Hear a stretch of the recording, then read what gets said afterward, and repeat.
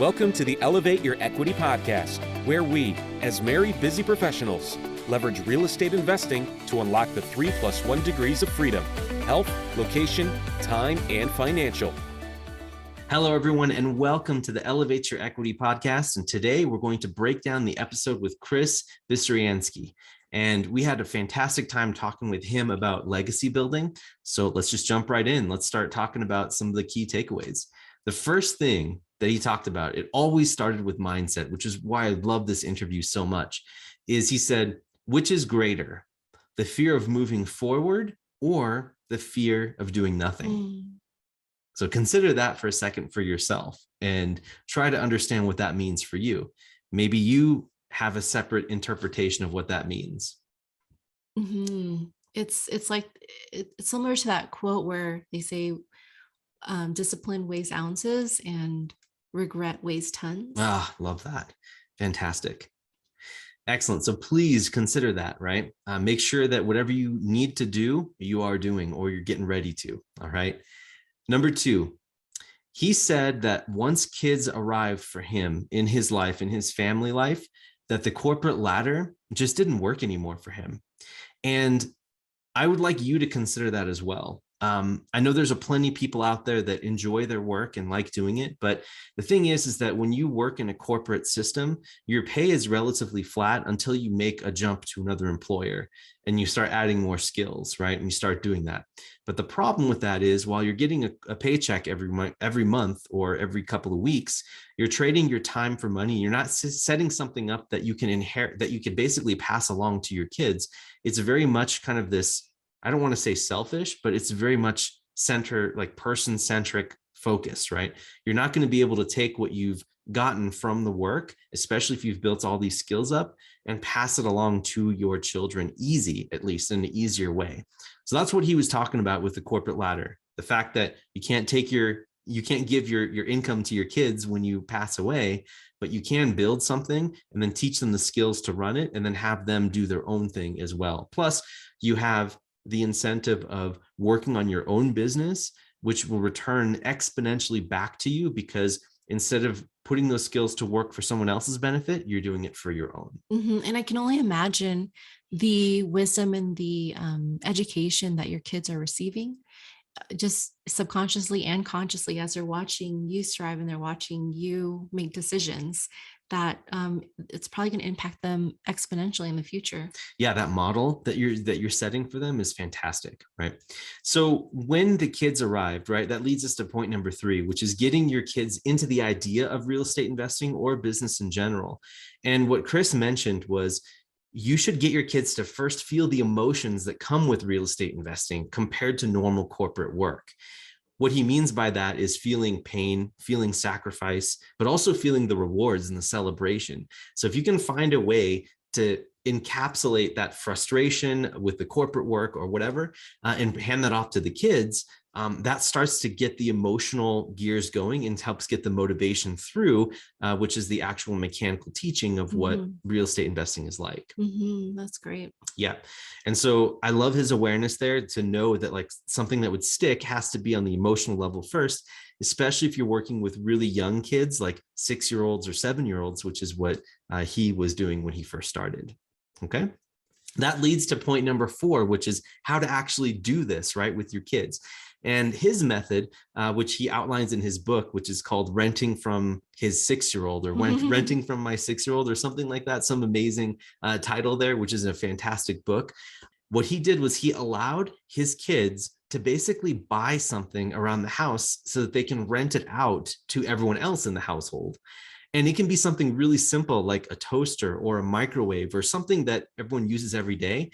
Because if your children are allowed to spend a capital investment of like 30, 40, 50 bucks into a toaster oven or something like that, every time it gets used, right, you can put a little counter right next to the toaster oven and then have the family member pay the owner of the asset, right, 50 cents or $1 just to use it, right? And I think that is a super cool concept to be able to teach kids in a very micro way how real estate investing works. And I just love that analogy, and it's something that we're looking forward to doing as well. Yeah. And it sounds like, again, more than just transactional, it sounds like you're teaching kids the value of offering value and showing people like that, here's something that's worth paying for, and I'm providing that opportunity. Yeah, man, I love it. I love that idea so much. It's really cool. So leads me to the next point, which is point number 5. And that is, in legacy building, you got to start with an open mind and see what other people are doing. Talk with those that you admire and see how they plan on tackling this, because this is just one way of many that you can get your kids wrapped up into this. But again, it starts with an open mind first, to understand that the corporate real estate or the corporate structure may not be for you or for your kids, and it may not serve your family well. That takes an open mind. And then it also takes an open mind to figure out what drives your kids and how to get them emotionally involved in this real estate investing or in buying assets in general. And then it takes another layer of an open mind to start networking with other folks who are doing this, or asking questions or getting resources to start studying what's the best approach that will work for you and your family. So I think that was a really important point, and something that we also, again, plan to look forward to implementing. Absolutely. Yeah. The last point that I have, point number 7, is that eventually everything in your life will become expendable as you become a bigger person. And the reason I mention this, and this is why this hits so close to home, is that Chris mentioned that his wife and him got really intentional with how they were living their lives, and realized that they had a whole bunch of equity in their house, and they sold their house so that they could live a life of freedom and pursue real estate full time to build this legacy with their kids. That takes a lot of vision, takes a lot of commitment. But if your mindset is big enough, you understand that everything is expendable and everything is exchangeable. And you guys don't have to be a rocket scientist to see that that is so applicable to us right now in our current life. And the common quote that we remind ourselves, remind each other of all the time is, when your why is big enough, the how has legs.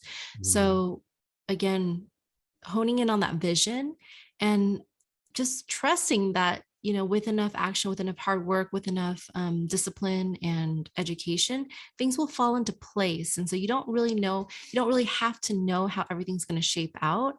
But you do want to, again, take action and know what's going to happen probably in the next 500 feet. I would also say to this too, is that you can never go wrong by becoming a bigger person. And if you take the time right now to evaluate where you are, most people who get started in multifamily real estate or in the commercial real estate space, they start, and then within 7 to 10 years, they're financially independent and have this incredible business that they can pass along or control however they would like to. It is hard work to start. It's a very competitive space because it's easy to start and there's a lot of ways to make money in it. But Chris here and us, we leaned into this aspect of knowing that it's going to take hard work for 7 to 10 years to get us to a point where we have something. But if you take a look at the traditional route, right, you start working at age 25-ish, age 22 to 25, and then you work for 40 years until the government says it's okay for you to retire. That doesn't seem right to me. So you can work 40 years, living paycheck to paycheck or living within the bounds of your paycheck, or you can start working on something on the side that will help create a legacy for you and your kids, not just financially, but also from a mindset and from a give back perspective. So that's something that I really respected about this guest. And we hope that you take this away as well. Absolutely. Yeah. So that's all that I want to share specifically on this show. But if you enjoyed this content, please make sure that you like, comment, subscribe, or review our show, review our podcast on iTunes or wherever you're listening to this. We'd really appreciate that so that we can get exposure to more people. And for those who really want to get more involved, we have a free open mastermind every week on our Facebook group. If you go to the Elevate Equity Tribe, just go into the search bar and type that in. You should be able to find us, and from there, we'll be able to connect with you and we'll be able to mastermind all together every single week on a weeknight. And we'll be there to tackle problems together, talk about budgeting, real estate, finding deals, anything that you want. We'll be talking there, and then we'll be bringing on fantastic guests who have expertise in their field. So We're looking forward to seeing you there. And thank you so much for listening. And this is Derek. And this is Sophie. We're signing off for the day. Take care, everyone.